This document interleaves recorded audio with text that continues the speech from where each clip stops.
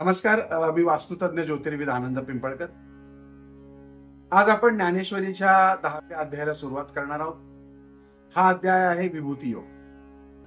भगवद्गीतेतला हा असा अध्याय आहे जो आपल्याला शिकवतो की परमेश्वर हा फक्त मंदिरात, मूर्तीत किंवा एखाद्या विशिष्ट ठिकाणी नसतो, तर तो या संपूर्ण विश्वात विविध रूपांनी प्रकट झालाय.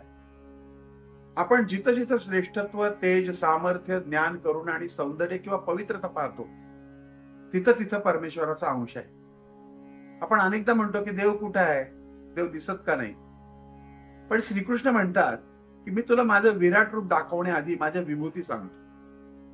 जगातली प्रत्येक श्रेष्ठ गोष्टीमध्ये तू माझं दर्शन घ्यायचं. आणि याच कारणामुळे हा अध्याय प्रत्येक भाविकांसाठी अत्यंत महत्वाचा आहे. दर्शक, साधं उदाहरण घेऊया. समजा आपण एखाद्या मोठ्या कलाकाराचं चित्र पाहिलं. ते चित्र पाहिल्यावर आपल्याला त्या कलाकाराची आठवण येते. एखादं सुंदर गाणं ऐकलं की आपल्याला संगीतकार आठवतो. एखादी सुंदर इमारत पाहिली की आपल्याला वास्तुविशारद आठवतो. मग हा एवढा सुंदर निसर्ग, आकाश, सूर्य, चंद्र, नद्या, पर्वत, झाडं, फुलं, पक्षी, किती छान छान माणसं आहेत, हे सगळं पाहिल्यानंतर ते सर्वांचा निर्माता आपल्याला आठवला पाहिजे का नको. आणि हाच या अध्यायाचा मुख्य संदेश. संत ज्ञानेश्वर माऊली सांगतात की परमेश्वराला शोधण्यासाठी जग सोडण्याची गरज नाही. उलट जगाकडे योग्य दृष्टीने पाहिलं तर प्रत्येक गोष्टीमध्ये देव भेटतो. श्रीकृष्ण अर्जुनाला प्रेमाने म्हणतात, अर्जुना, मी तुला पुन्हा एकदा अत्यंत गुप्त आणि श्रेष्ठ ज्ञान सांगतो, कारण तू माझा अत्यंत प्रिय भक्त आहेस आणि तुझ्या कल्याणासाठी मी हे सांगतोय. ही गोष्ट खूप महत्वाची आहे. देव कोणालाही ज्ञान देत नाही. ज्याच्या मनात श्रद्धा आहे, नम्रता आहे, शिकण्याची तयारी आहे, त्यालाच खरं तर ज्ञान प्राप्त होतं. आज आपण शाळेतही पाहतो, जो विद्यार्थी लक्ष देऊन शिकतो त्यालाच शिक्षक अधिक शिकवतो. आता जो सतत मोबाईलमध्ये किंवा गप्पांमध्ये गुंतलेला असतो त्याला किती शिकवलं तरी काही उपयोग होत. तसंच अध्यात्मात सुद्धा आहे. श्रद्धा असेल तर ज्ञान मिळतं, ज्ञानानं प्रगती होते. पुढे श्रीकृष्ण भगवान म्हणतात की देव, ऋषी आणि महर्षी सुद्धा माझ्या उत्पत्तीचं पूर्ण रहस्य जाणू शकत, कारण मीच त्यांच्या आधी आहे. याचा अर्थ काय? समजा एखाद्या लेखकाने पुस्तक लिहिलं, तर त्या पुस्तकातील पात्रांना लेखकाचा जन्म कधी झाला हे कसं कळणार? एखाद्या संगणकाचा प्रोग्राम तयार करणारा जो अभियंता असतो, त्या प्रोग्रामला स्वतःचा निर्माता पूर्णपणे समजतो का? नाही. त्याचप्रमाणे ही संपूर्ण सृष्टी परमेश्वराने निर्माण केली आहे. त्यामुळे परमेश्वराला पूर्ण बुद्धीनं मोजणं शक्य नाही. आपण समुद्र एका ग्लासामध्ये भरू शकतो का? नाही. तसंच अनंत परमेश्वराला मर्यादित बुद्धीनं समजून घेणं अशक्य आहे. आणि म्हणून संत ज्ञानेश्वर माऊली सांगतात की परमेश्वर समजण्यासाठी केवळ बुद्धी पुरेशी नाही, त्यासाठी भक्ती, प्रेम, अनुभव आवश्यक आहे. पुढे भगवान सांगतात, जो मला अजन्म, अनादी आणि संपूर्ण विश्वाचा स्वामी म्हणून ओळखतो, तो सर्व पापांपासून मुक्त होतो. याचा अर्थ काय आहे? की परमेश्वराला फक्त संकटात आठवणारा भक्त आणि प्रत्येक क्षणी त्याची उपस्थिती आपण अनुभवणारा भक्त, याच्यामध्ये खूप फरक आहे हो. परीक्षा आली की देव आठवतो, आजार झाला की देव आठवतो, व्यवसायात वाटोळ झालं की देव आठवतो, सुखात कुठे आठवतो? सुखात तर तो विसरतो. खरी भक्ती काय आहे? की सुखातही देव आणि दुःखातही देव, याच अवस्थेला संतांनी स्मरण म्हटलं आहे. भगवान श्रीकृष्ण आणखीन एक सुंदर गोष्ट सांगतात. ते म्हणतात, बुद्धी, ज्ञान, क्षमा, सत्य, संयम आणि मनावर नियंत्रण, सुख, दुःख, भय, अभय, अहिंसा, समता, समाधान, तप, दान आणि कीर्ती, हे सगळं माझ्यापासूनच उत्पन्न झालंय. ही ओळ आपल्या सर्वांच्या जीवनाला खरं तर दिशा देणारी आहे.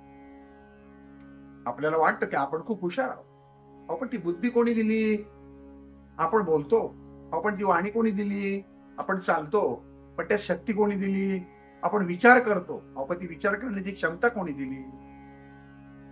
सर्व परमेश्वराची देणगी आहे. याचा अर्थ आपण काहीच करत नाही असा नाहीये. आपण प्रयत्न करतो, पण प्रयत्न करण्याची शक्ती आणि विचारही परमेश्वराचा. आणि या विचारामुळे माणसामध्ये अहंकार राहत नाही. शेतकरी शेती करतो, बी पेरतो, खत घालतो, मेहनत करतो, पण पाऊस त्याच्या हातात नाही. सूर्याचा प्रकाश त्याच्या हातात नाही. बी अंकुरेल की नाही हेही त्याच्या हातात नाही. म्हणजेच तो फक्त प्रयत्न करत राहतो. तसंच प्रयत्न पण अंतिम कृपा त्या परमेश्वराचा हा विचार मनात बसला ना, की माणूस आपोआप नम्र होतो. पुढे भगवान श्रीकृष्ण सप्तर्षी, सनकादिक ऋषी आणि मनु यांचाही उल्लेख करतात. सगळ्या मानव जातीचा विस्तार यांच्यापासून झालाय असं सांग. यातूनही एक मोठा संदेश मिळतो की या सृष्टीत काहीही अचानक निर्माण झालेलं नाही. प्रत्येक गोष्टी मागे एक दिव्य योजना आहे.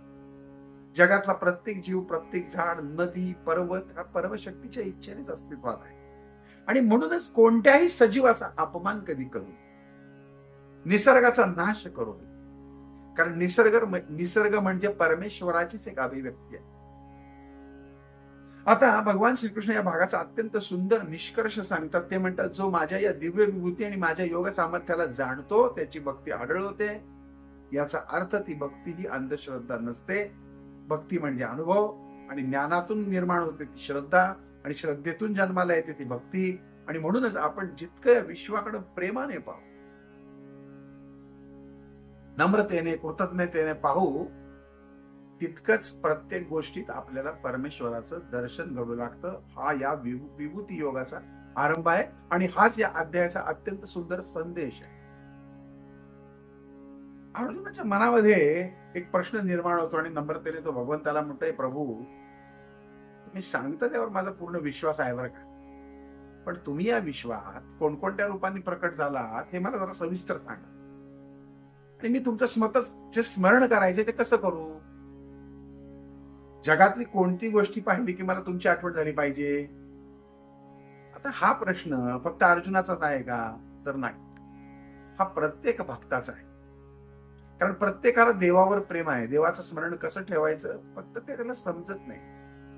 आणि म्हणूनच श्रीकृष्ण आता आपल्याला दिव्य विभूती सांगायला सुरुवात करतात. म्हणतात, अर्जुना माझ्या विभूती अनंत आहेत. त्या पूर्णपणे सांगणं कोणालाही शक्य नाही. तरीही तुझ्या प्रेमपोटी मी तुला काही विभूती सांगतो. आता हे श्रीकृष्ण स्वतःची स्तुती नाही करत बरं का, किंवा ते अहंकाराने बोलत नाही. ते अर्जुनाला शिकवत आहे की जिथं श्रेष्ठत्व आहे तिथं परमेश्वराचं असतं. भगवान म्हणतात, सर्व प्राणी मात्रांच्या हृदयात बसलेला आत्मा मीच आहे. याचा अर्थ देवाला शोधण्यासाठी पर्वतावर जायची गरज नाही. प्रत्येक माणसात, प्रत्येक जीवात, प्रत्येक श्वासात परमात्मा आहे. आणि म्हणूनच संतांनी सांगितलंय की दुसऱ्याला दुखावणं, एखाद्याचा आत्मा दुखावणं म्हणजेच देवाला दुखावणं, आणि दुसऱ्यावर प्रेम करणं म्हणजेच देवाची सेवा करणं. भगवान श्रीकृष्ण म्हणतात की मी सर्वांचा आरंभ आहे, मध्य आणि शेवट पण मीच आहे. एखादं झाड लावलं तर त्याचं बीज असतं, झाड वाढतं, फळ देतं, एक दिवस नष्ट होतं, पण त्या संपूर्ण प्रवासामागची जी जीवनशक्ती आहे ती एकच असते. तसंच या विश्वात जन्म, जीवन आणि मृत्यू या तिन्ही अवस्थेमध्ये परमेश्वराचं कार्यरतच असतो आणि परमेश्वरच असतो.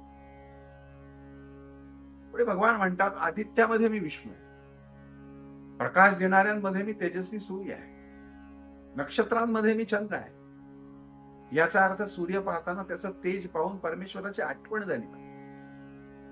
चंद्र पाहताना त्याची शीतलता पाहून त्याची करुणा, देवाची करुणा आठवली पाहिजे. तर सकाळचा उगवणारा सूर्य अंधार दूर करतो, त्याप्रमाणे परमेश्वराचं ज्ञान अज्ञानाचा अंधार दूर करतं. चंद्र शांतता देतो, तशीच भक्ती मनाला शांती देते. जिथं तिथे श्रीकृष्ण परमेश्वर आहे. भगवान म्हणतात, वेदांमध्ये मी सामवेद आहे, कारण सामवेदाला संगीताचा वेद म्हणतात. जिथे सुरेलपणा आहे, जिथे माधुर्य आहे, जिथे शांत करणारा नाद आहे, तिथे परमेश्वर आहे. आणि म्हणूनच भजन, कीर्तन, नामस्मरण, अभंग ऐकताना मन लगेच प्रसन्न होतं, कारण त्या नादामध्ये ईश्वराचा स्पर्श असतो. पुढे भगवान म्हणतात, देवांमध्ये मी इंद्रिय आहे, इंद्रियांमध्ये मी मन आहे. आणि अनेकदा म्हणतो की माझं मन ऐकत नाही. खरंच मनावर विजय मिळवणं हे जगातलं सर्वात कठीण काम. ज्यानं मन जिंकलं त्यानं जैन जिंकलं. आणि म्हणूनच मन शुद्ध ठेवणं म्हणजेच परमेश्वराला जवळ. पुढे भगवान म्हणतात, रुद्रांमध्ये मी शंकर आहे. भगवान शंकर म्हणजे वैराग्य, करुणा आणि संहार यांचा अद्भुत संगम आहे, तो मीच आहे. म्हणून शंकराची विभूती म्हणून परिवर्तनाची शक्ती, ही शंकराची विभूती म्हणजेच परिवर्तनाची. पुढे भगवान सांगतात, पर्वतामध्ये मी मेरू आहे. वादळ येतं, पाऊस येतो, ऊन पडतं, सगळं होतं, पण हा पर्वत डगमगत नाही. त्याचप्रमाणे जीवनात संकट आली तरी ज्याची श्रद्धा स्थिर राहते तोच खरा भक्त. तर श्रीकृष्ण भगवान म्हणतात की वृक्षांमध्ये मी अश्वत्थ म्हणजे पिंपळ आहे. वा, पिंपळाचं झाड अनेक पिढ्या जगतं, ते असंख्य जीवांना आश्रय देतं, कोणताही मोबदला न मागता ते प्राणवायू देतं, सावली देतं, जीवन देतं. म्हणजे त्याची पूजा म्हणजे त्या पिंपळाची पूजा नाही, तर जीवन देणाऱ्या निसर्गाची पूजा आहे. म्हणजे त्याच्यात पण परमेश्वर. पुढे भगवान म्हणतात की देवर्षी मध्ये मी नारद आहे. नारद म्हणजे काय? सतत भगवंताचं नाम घेणारा भक्त. त्यांच्या जीवनात एक गोष्ट शिकायला मिळते की सतत चांगले विचार, चांगले शब्द, परमेश्वराचं स्मरण करणारा माणूस जिथं जिथं जाईल तिथं तिथं आनंद निर्माण करतो. मित्रांनो, या सर्व उदाहरणांचा अर्थ इतकाच आहे की देवाला शोधण्यासाठी चमत्कारांची गरज नाही. रोज उगवणारा सूर्य, रात्रीचा चंद्र, उंच पर्वत, विशाल वृक्ष, मधुर संगीत, शांत मन, प्रेमळ हृदय, या प्रत्येक ठिकाणी परमेश्वराची अनुभूती घेता आली पाहिजे. ज्ञानेश्वर माऊली आपल्याला शिकवतात की जगाकडे पाहण्याची दृष्टी बदलली की तुम्हाला देव शोधावा लागत नाही, तो प्रत्येक क्षणी अनुभवाला येतो, अनुभवला जातो. आणि हाच विभूती योगाचा खरा अर्थ. म्हणून आपण जेव्हा जगातला एखादा महान, सुंदर, तेजस्वी, प्रेरणादायी गोष्ट पाहतो, व्यक्ती पाहतो, तेव्हा तिच्यामध्ये असलेल्या परमशक्तीला आपण नमस्कार करतो, कारण ही श्रेष्ठ गोष्ट ही परमेश्वराच्या अनंत तेजाचा एक छोटासा किरणाचा भाग असतो. पुढे आणखीन एक विभूती सांगतात. ते म्हणतात घोड्यांमध्ये मी उच्चश्रव आहे, उच्चश्रव. हत्तीमध्ये मी ऐरावत आहे, गायींमध्ये मी कामधेनू आहे. याचा अर्थ असा नाही की फक्त या प्राण्यांमध्येच देव आहे. याचा अर्थ असा आहे की ज्या ज्या ठिकाणी एखाद्या गुणाचं सर्वोच्च रूप दिसतं तेथे परमेश्वराचं तेज अधिक स्पष्टपणे प्रकट झालेलं असतं. अत्युत्कृष्टता ही ईश्वराची ओळख आहे.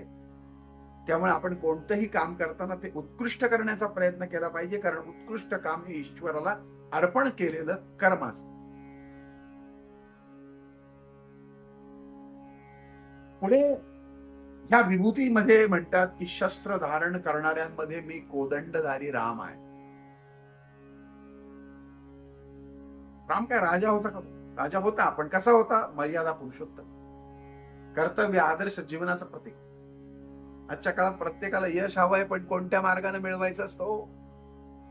श्रीराम भगवान म्हणतात की आपल्याला जे शिकवतात की योग्य मार्गाने मिळालेलं यश टिकतं, अन्याय करून मिळालेलं वैभव काही काळ टिकेल, पण शेवटी त्याचा नाश निश्चित असतो. म्हणून कोदंडधारी राम सुद्धा मीच आहे.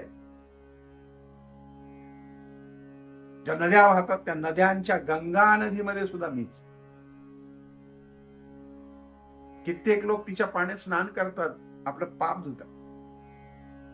ही गंगा सर्वांना समानपणे स्वीकारते, ती कोणताही भेदभाव करत नाही. आणि आपल्याही जीवनामध्ये अशीच विशालता आली पाहिजे. मनात द्वेष, मत्सर, राग सूड न ठेवता सर्वांना प्रेमानं स्वीकारणं हीच खरी आध्यात्मिक प्रगती आहे. तीच तुमच्या हृदयातली प्रेमगंगा आहे आणि त्याच्यात परमेश्वर. वा. पुढे भगवान म्हणतात विद्यांमध्ये मी आत्मविद्या आहे. अनेक प्रकारचं शिक्षण आपण घेतो, कोणी डॉक्टर होतो, कोणी वकील, कोणी इंजिनियर, कोणी काय. प्रत्येकाची स्वतःला ओळखण्याची विद्याळी म्हणजे आपण स्वतःला ओळखण्याची विद्या मिळाली नाही तर बाकीचं शिक्षण अपूर्ण राहत. अध्यात्म म्हणजे जग सोडणं नाही, तर स्वतःच्या मनाला ओळखणं, माझ्या आनंदाचं कारण काय, दुःखाचं कारण काय, माझा खरा स्वभाव काय, हे समजणं म्हणजेच अध्यात्म.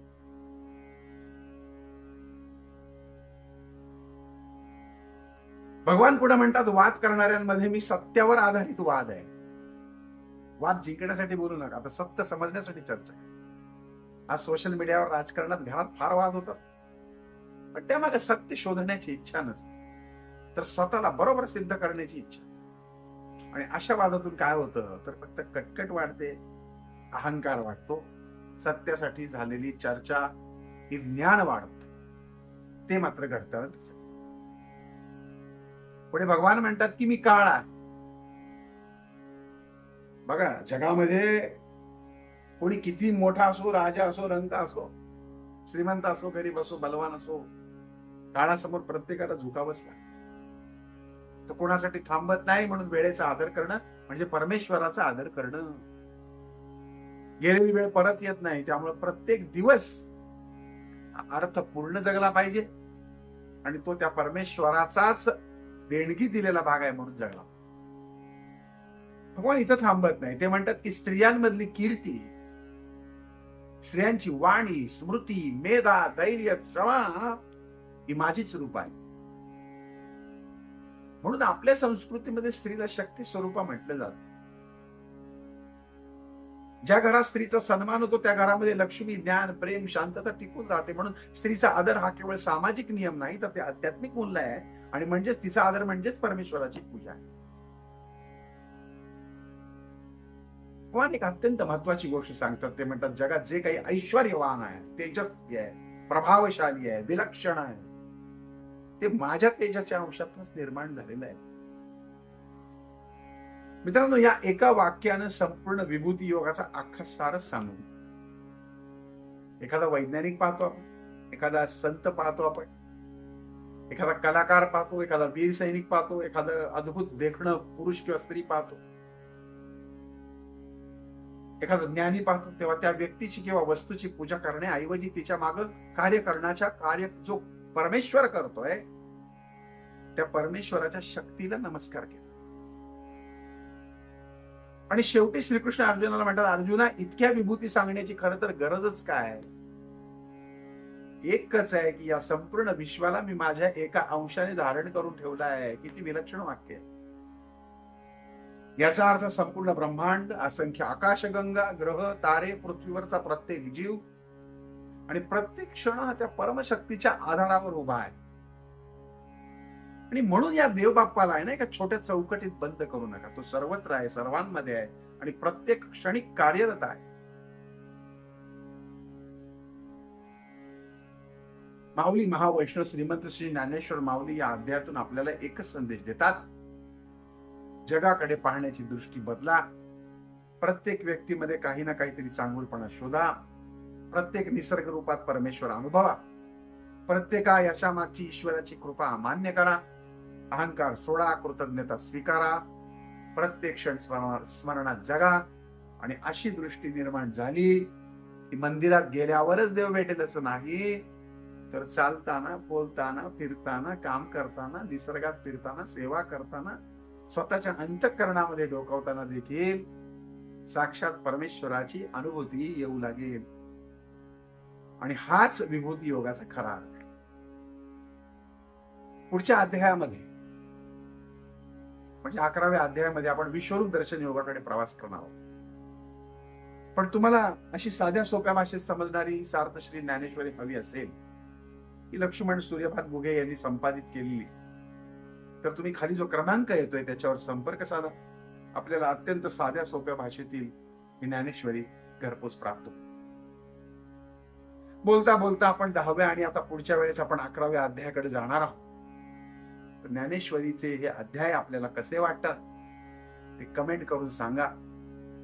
आणि इतका वेळ आपण सर्व गोष्टी कर्माधिष्ठित पाहतो म्हणून तुम्ही जर का या चांगल्या गोष्टींचा प्रचार प्रसार केलात तर तुमच्या कर्मामध्येही ईश्वराचा अंश आणि ईश्वरी आशीर्वाद उतरल्याशिवाय राहणार. जय जय राम कृष्ण. पुंडलिकावर व्यापी विठ्ठल. श्री ज्ञानदेव तुकाराम पंढरीनाथ भगवान की जय. ओम साईराम.